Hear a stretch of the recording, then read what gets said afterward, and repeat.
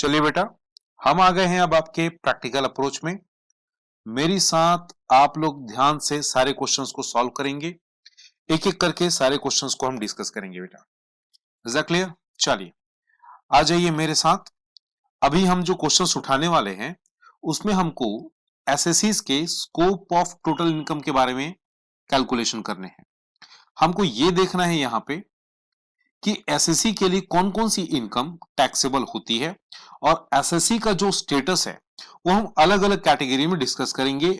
Ordinary के लिए, not ordinary के लिए और नॉन रेसिडेंट के लिए। Is that clear? चलिए फिर मेरे साथ स्टार्ट करिए बेटा। सबसे पहला क्या लिखा है? Income from house property situated in London. London में हाउस प्रॉपर्टी सिचुएटेड है, वहां से इनकम हुई है। तो मेरे बच्चे ऐसे सिचुएशन में हमारा ऑर्डिनरी रेजिडेंट हमेशा टैक्सेबल होगा, बाकी दो नहीं होंगे। हमने आपके साथ बेसिक कंडीशन, एडिशनल कंडीशन के साथ साथ स्कोप ऑफ टोटल इनकम के सारे एक्सप्लेनेशन वीडियो डाल रखे हैं, आप प्लीज उसको वॉच कीजिए। उसके बाद ही क्वेश्चंस आपसे ठीक ढंग से सॉल्व हो पाएंगे। Is that clear? सेकंड, अच्छा यहां पे एक चीज और नोटिस करेंगे। यहां पे जो चीजें क्वेश्चन में गिवन है, जैसे क्या दिया है, income from house property, income from house property situated in London. तो ये सारी चीजें लिख के मैं वीडियो को अननेसेसरली लंबा नहीं कर रहा, तो मैं बस यहां पे पॉइंट लिखूंगा। ट्रांजैक्शन को जो सिचुएशन उसको रीड करूंगा, और ऑर्डिनरी, नॉट ऑर्डिनरी और नॉन रेजिडेंट के लिए वैल्यूज वहां पे मैं पुट करूंगा। आपको थोड़ा सा यहां पे कोऑपरेट करना होगा बेटा। सेकेंड पॉइंट में आएंगे, income from salary received in India for service rendered in London. ठीक है मेरे बच्चे? हालांकि क्वेश्चन में हमको डिमांड किया गया है केवल ऑर्डिनरी रेजिडेंट और नॉन रेजिडेंट के लिए, तो हमारा ये वाला जो कॉलम है ये हमारा इररेलेवेंट हो जाता है। ठीक है, सेकेंड पॉइंट पे थे हम लोग, income from salary received in India for service rendered in London. Sir आपको इनकम कहां मिली है? आपको इनकम मिला है इंडिया में। तो अगर इंडिया में कोई इनकम मिलेगा तो वो तीनों के लिए टैक्सेबल हो जाएगा। फिलहाल हम दो में ही लिखेंगे क्योंकि दो लोगों की डिमांड की गई है। तीसरे पे आएंगे, क्या बोला गया है, profit from business in London controlled from India. एक ऐसा बिजनेस जो लंदन में चलता जरूर है बट उसको कंट्रोल किया जाता है इंडिया से। मेरे बच्चे इस सिचुएशन में ऑर्डिनरी और नॉट ऑर्डिनरी दोनों टैक्सेबल होंगे, बट चूंकि नॉट ऑर्डिनरी का कोई रिक्वायरमेंट नहीं है तो हम केवल ऑर्डिनरी में 1,20,000 लिख देंगे और यहां पे हमारा काम बन जाएगा। आगे चलते हैं। अगला पॉइंट है, बोला गया profit from Kanpur business. Kanpur तो वैसे हमारे इंडिया में ही आता है, तो ये सबके लिए टैक्सेबल होगा। 1,10,000 और यहां पे भी 1,10,000 आप लिखेंगे। Is that clear? लास्ट है एग्रीकल्चरल इनकम इन इंडिया। मेरे बच्चे ये तो हमेशा आपका एग्जम्प्ट होगा, इन ऑल केसेस ये हमारा एग्जम्प्ट होगा। ठीक है, तो यहां पे बस मुझे टोटल करने हैं और आंसर निकालने हैं। यहां का टोटल आएगा 2,98,000 और यहां का टोटल आएगा 1,38,000। लीजिए, हमने एक क्वेश्चन आपके साथ सॉल्व कर लिया। आते हैं अगले क्वेश्चन पे। अगले क्वेश्चन पे चलेंगे, देखेंगे नेक्स्ट क्वेश्चन। क्वेश्चन में डिमांड किया गया है कि आपको मिस्टर मोहन के लिए टोटल इनकम कैलकुलेट करना है तीनों सिचुएशन पे, ऑर्डिनरी रेसिडेंट पे, नॉट ऑर्डिनरी रेसिडेंट पे और नॉन रेसिडेंट पे। ठीक है जी, पॉइंट नंबर 1 पे आएंगे। क्या बोला है, रिसीव्ड 10,000 इन इंडिया। अब मैं आगे पढ़ूंगा भी नहीं, रिसीव्ड, अक्रू या अराइज कुछ भी इंडिया में होगा, तीनों में टैक्सेबल हो जाएगा। ठीक है, तो यहां पे हम 10,000, इसके लिए भी 10,000 और इसके लिए भी 10,000। क्लियर? बी पॉइंट पे आएंगे, क्या लिखा है, 20,000 अर्न इन इंडिया। मैंने 3 वर्ड बोले बेटा आपको, मैंने बोला रिसीव्ड, दूसरा है अर्नड जिसको कई बार एक्रूड भी बोलते हैं, और तीसरा है मेरे बच्चे अराइज। तीनों में से कुछ भी इंडिया में होगा, हमारे तीनों रेसिडेंशियल स्टेटस वाले लोग टैक्सेबल हो जाएंगे। बी पॉइंट में बोला है 20,000 अर्न इन इंडिया, हम तीनों में टैक्सेबल कर देंगे। आपको आगे डेप्थ में जाने की जरूरत पड़ेगी ही नहीं, बस ये 3 वर्ड चेक कीजिए और काम आगे बढ़ाइए। सी पॉइंट पे आएंगे। सी पॉइंट में मेरे बच्चे बोला गया है 10,000 earn and received in Africa bought to India. 10,000 हमने अफ्रीका में अर्न किए और अफ्रीका में ही रिसीव किया, फिर उसके बाद उसको इंडिया लेके आए हैं। मेरे बच्चे इससे ना कोई खास फर्क नहीं पड़ता कि आपने कितने पैसे इंडिया लाए हैं, ठीक। बेसिकली आपने उसको फर्स्ट टाइम रिसीव किया था अफ्रीका में, मतलब सब कुछ बाहर ही हुआ है, तो यहां पे केवल ऑर्डिनरी रेसिडेंट की टैक्स लायबिलिटी बनेगी और उसके लिए हम 10,000 यहां पे लिख देंगे। इनका कोई टैक्स लायबिलिटी यहां पे इंपोज नहीं होगा। डी पॉइंट पे आएंगे, क्या लिखा है 28,000 were earned and received in Japan from a business which was controlled and managed in Japan। ठीक है बेटा, सब चीज बाहर में हुआ है, तो मैं फिर से वही बात बोलूंगा, सारी चीजें बाहर में हुई हैं तो केवल और केवल ऑर्डिनरी रेसिडेंट टैक्सेबल होगा, बाकी नहीं होंगे। नेक्स्ट है 16,000 फॉरेन अनटैक्स्ड इनकम है पिछले साल का, जिसको अभी हमने इंडिया लाए हैं, तो यहां पे बेटा ये तो वैसे भी एग्जम्प्ट होता है, इसको हम वैसे भी काउंट नहीं करेंगे, ठीक। बस आपको इसका टोटल लेना है। पहले कॉलम का टोटल ले लेंगे, 10 20 30, 30 और 10 40, 40 और 2 68,000 यहां पे हो गया, यहां पे हो जाएगा 30,000 और ये हो जाएगा 30,000। लीजिए, हमने एक और क्वेश्चन आपके साथ सॉल्व कर लिया, चाहे तो स्क्रीनशॉट ले सकते हैं। यहां पे जो सेंटेंस है उसको आप अपने लैंग्वेज में फिल करेंगे बेटा, कोई ज्यादा टेक्निकल चीज नहीं है, जो क्वेश्चन में दिया है बस उसको सही ढंग से आपको लिखना है, ठीक है। वीडियो लंबी ना हो, दैट इज वाई मैं इन चीजों को स्किप करके चल रहा हूं। Is that clear? Next question पे आएंगे। नेक्स्ट क्वेश्चन में पूछा गया है कि हनुमान प्रसाद का इनकम के बारे में डिटेल उन्होंने बताया है और बोला है कि अगर हनुमान प्रसाद ऑर्डिनरी रेसिडेंट है, नॉट ऑर्डिनरी रेसिडेंट है और नॉन रेसिडेंट है, तो कौन कौन सी इनकम उनके लिए टैक्सेबल होगी। तो पॉइंट नंबर 1 थोड़ा सा कंफ्यूजिंग है। कैसे कंफ्यूजिंग है, पढ़ेंगे। Income from salary in India from a company, okay, there is no confusion, sorry, यहां कोई कंफ्यूजन नहीं है। Income from salary in India मतलब इनकम आपकी इंडिया में अराइज हुई है, तीनों में बड़े प्यार से आप टैक्सेबल कर दीजिए, कोई प्रॉब्लम नहीं है, ठीक। I was expecting some twist but ऐसा नहीं है। सेकंड देखेंगे बेटा, डिविडेंड फ्रॉम इंडियन कंपनी। अब इंडियन कंपनी का डिविडेंड सोचिए जरा कहां अराइज होगा, डेफिनेटली इंडिया में होगा, और इंडिया में अराइज हुई इनकम तीनों में टैक्सेबल, तो हमने यहां पे सिंपली ये वैल्यूज पुट करनी है, सेंटेंसेस को आप अपने लैंग्वेज में लिख सकते हैं। थर्ड पॉइंट पे आएंगे मेरे साथ, थर्ड पॉइंट को चेक करेंगे बेटा, income from house property in India. आगे पढ़ने की आपको जरूरत ही नहीं है, हाउस प्रॉपर्टी इंडिया में है तो इनकम भी इंडिया में जनरेट हुई है और इनकम इंडिया में अराइज हुई है, तो तीनों के तीनों टैक्सेबल हैं, आगे पढ़ने की आवश्यकता बिल्कुल नहीं है। फोर्थ पॉइंट पे आएंगे, क्या बोला गया, dividend from a foreign company received in England and deposited in bank there. यहां हर चीज बाहर में हुआ है, अक्रू अराइज रिसीव्ड, बावजूद उसके हमारा जो ये ऑर्डिनरी रेसिडेंट है ये जरूर उस अमाउंट पे टैक्स पे करेगा, तो फोर्थ पॉइंट के लिए आप यहां पे इसके कॉलम पे बस 10,000 लिखेंगे, बाकी के कॉलम को आप टैक्सेबल नहीं करेंगे। फिफ्थ में आएंगे बेटा, क्या लिखा है, इनकम फ्रॉम बिजनेस इन कोलकाता। अब छोटा सा सवाल, आप लोग बताइए कोलकाता कहां है, इंडिया में है या इंडिया से बाहर है, इंडिया में है। इसका मतलब क्या हुआ कि हमारी जो इनकम है वो इंडिया में ही अराइज हुई है, और अगर इंडिया में अराइज हुई है तो टैक्सेबल कितने पे होगा, सब पे होगा। बस आप यहां पे अमाउंट लिख दीजिए 20,000, 20,000 और 20,000। Is that clear? फिफ्थ के बाद सिक्स में आइए, बिजनेस जो है वो यूएसए में है। एक सेकंड जरा रीड करेंगे आप लोग भी,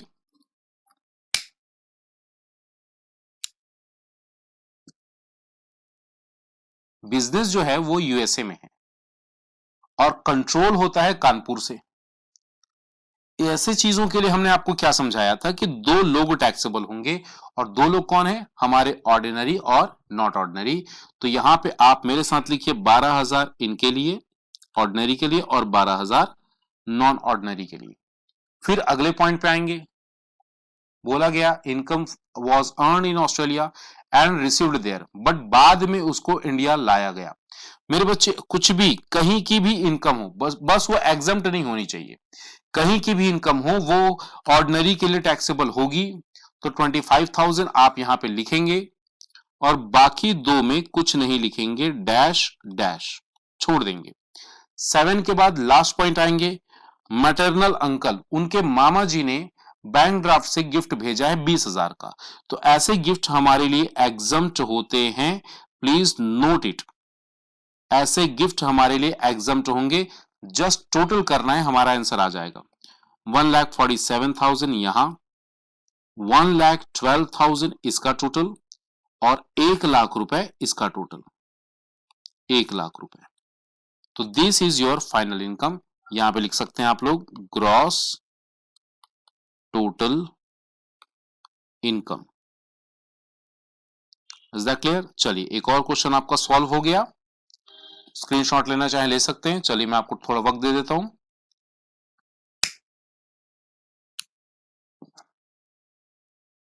अगले क्वेश्चन पे आ सकते हैं। अब नेक्स्ट क्वेश्चन पे आएंगे बेटा। नेक्स्ट क्वेश्चन में बोला गया Indian citizen of doctor Dinesh जो है गवर्नमेंट एम्प्लॉय, ब्रैकेट को प्लीज केयरफुली पढ़ेंगे, गवर्नमेंट एम्प्लॉय है, ठीक है बेटा। तो गवर्नमेंट एम्प्लॉय हैं और उनका हमको total gross total income calculate करना है, ठीक। तीनों सिचुएशन पे क्वेश्चन के लास्ट में पढ़ेंगे, तीनों सिचुएशन पे। तो यहां पे आप लिख लीजिए ordinary resident, not ordinary resident और नॉन रेसिडेंट। मेरे बच्चे पहला पॉइंट आप रीड करेंगे, क्या लिखा हुआ है, income from salary received in foreign country. Okay, यहां पे एक पॉइंट है, आप ना एक काम कीजिए, पहला लाइन और ऊपर के पॉइंट को पढ़ के देखिए पहले एक बार।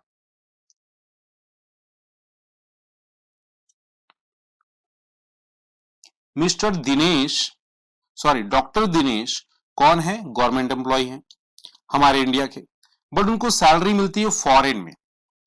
मेरे बच्चे एक बात बताइए, उनकी सैलरी अराइज कहां हुई है, इंडिया में या फॉरेन में? इंडिया में।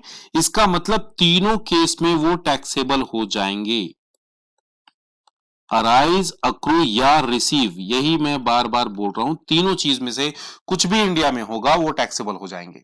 Is that clear? आगे बोला second, agricultural income from agricultural land situated in Pakistan. Pakistan में उन्होंने खेती करी है और उस खेती से उनको इनकम हुई है। अब मन में आ रहा होगा सर एग्रीकल्चर इनकम तो एग्जम्प्ट होता है।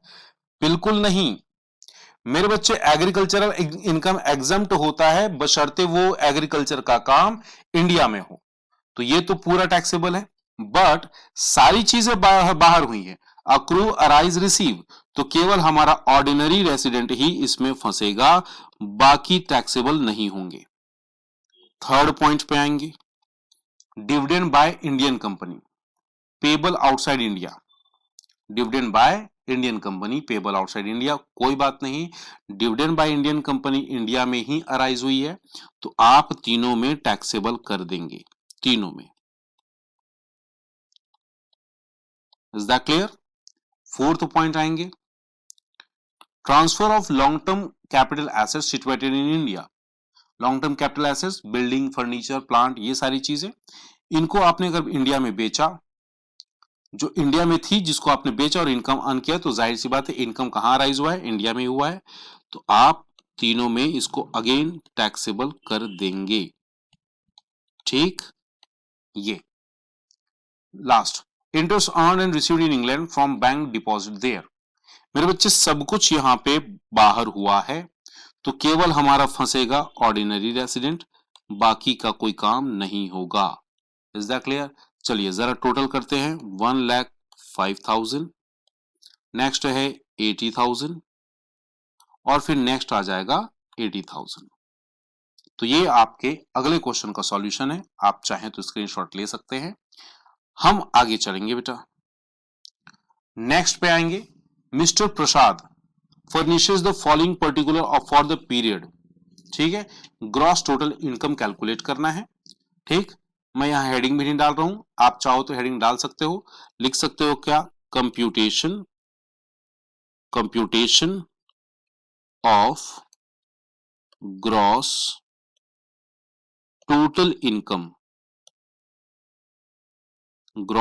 Income of Prasad for the assessment year, ऐसा करके आप स्टार्ट कर सकते हैं। Is that clear? आगे देखेंगे बेटा, यहां पे क्या बोला गया है, आप फर्स्ट पॉइंट पे आएंगे। फर्स्ट पॉइंट में बोला गया है कि अगर हमारे जो मिस्टर प्रसाद हैं वो नॉन रेसिडेंट है तो उनकी इनकम क्या होगी। इसका मतलब ये वाला कॉलम और ये वाला कॉलम फिलहाल मेरे काम का नहीं है। ठीक है बेटा, पहले आप क्वेश्चन की रिक्वायरमेंट पढ़ेंगे, उसके बाद कॉलम्स बनाएंगे। मैंने पहले से रेडी कर रखा है, दैट इज वाई यहां पे 2 कॉलम एक्स्ट्रा नजर आ रहे हैं। सबसे पहला पॉइंट पढ़ेंगे, salary for 3 month received in India. मेरे बच्चे नॉन रेसिडेंट भी इस पे टैक्स पे करेगा, तो 9,000 हम यहां पे लिख देंगे। नेक्स्ट पॉइंट में देखेंगे जरा, dividend received in Germany from British companies out of which 3,000 remitted to India. Remitted का मतलब होता है इंडिया में भेजा गया, रिसीव्ड नहीं होता। इसका मतलब सारी इनकम बाहर में ही रिसीव हुई है और अर्न हुई है, तो यहां पे ये टैक्सेबल इंडिया में हमारे नॉन रेसिडेंट भाई साहब टैक्सेबल नहीं होंगे। Third point, income from business in Pakistan being controlled from India. मेरे बच्चे जब कोई बिजनेस इंडिया से बाहर हो और उसको इंडिया से कंट्रोल किया जाए तो वहां पे हमारे ऑर्डिनरी रेसिडेंट और not ordinary resident he taxable होते हैं, नॉन रेसिडेंट हमारा टैक्सेबल नहीं होता। फोर्थ पॉइंट पे आएंगे। फोर्थ पॉइंट पे interest on saving bank deposit in state bank of India. SBI में भाई साहब का अकाउंट है, वहां से 1,000 इनकम हुई है, जो इनकम इंडिया में अराइज मानी जाएगी, तो 1,000 रुपए हम यहां पे उसके प्लस कर देंगे। लास्ट देखेंगे, नेक्स्ट देखेंगे, amount bought to India out of past untaxed profit earned in Japan. बेटा ये तो ऐसे भी टैक्सेबल नहीं होता, तो 5 पॉइंट का, 5th पॉइंट का भी अमाउंट यहां पे टैक्सेबल नहीं होगा। नेक्स्ट देखेंगे, income from house property in India.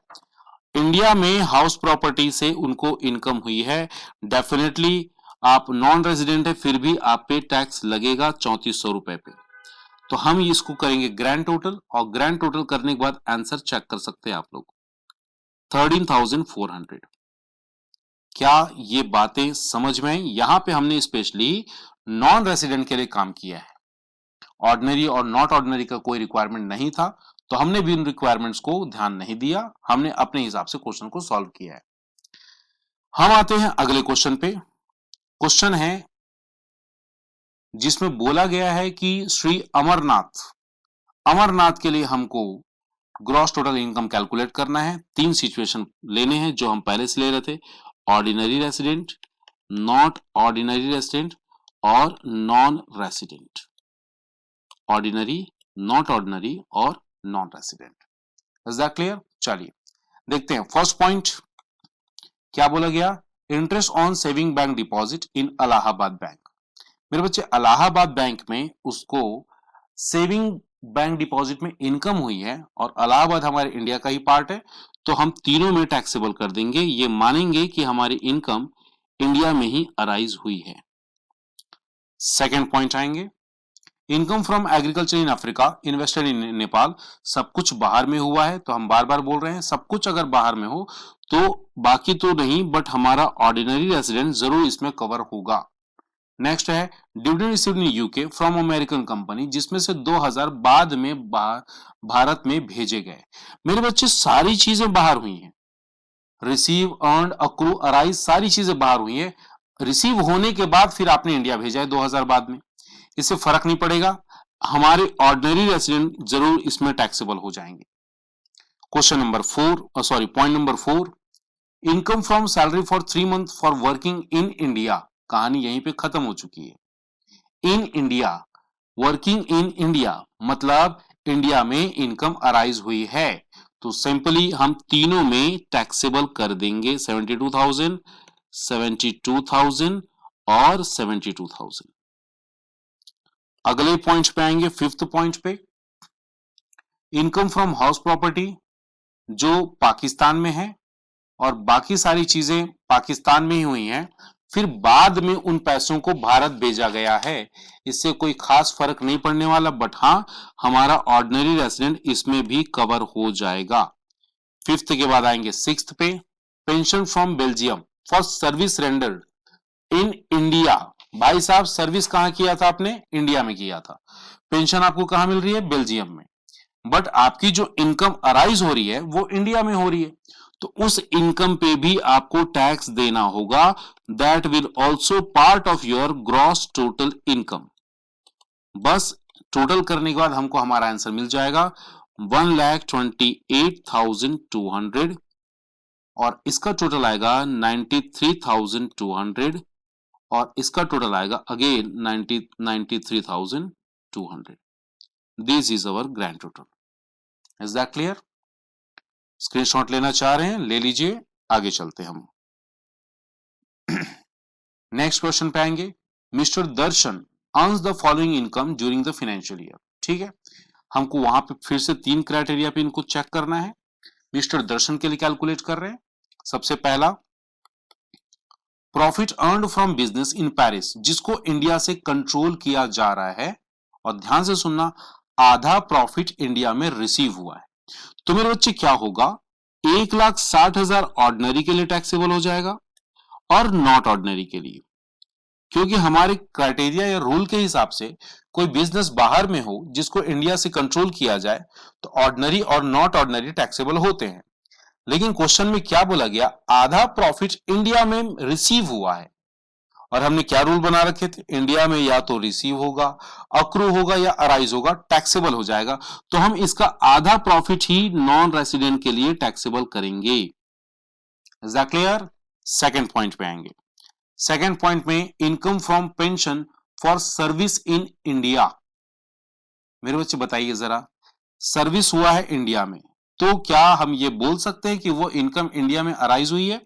और अगर इंडिया में अराइज हुई है तो आप तीनों में उसको टैक्सेबल करेंगे, 32,000 तीनों में।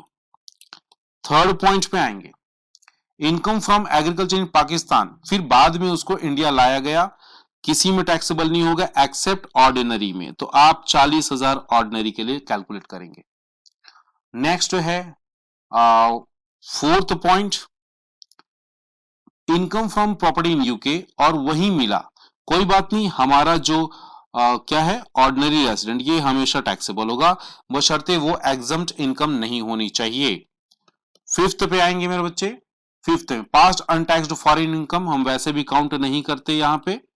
सिक्स्थ पॉइंट पे देखेंगे, गिफ्ट, गिफ्ट को हमने लास्ट टाइम ही आपको बोला था एग्जम्प्ट रखेंगे आप लोग, बस टोटल कीजिए आपका आंसर आ जाएगा 2,64,000 ऑर्डिनरी का, 1,92,000 नॉट ऑर्डिनरी का, और 1,12,000 आपके नॉन रेसिडेंट का हो जाएगा।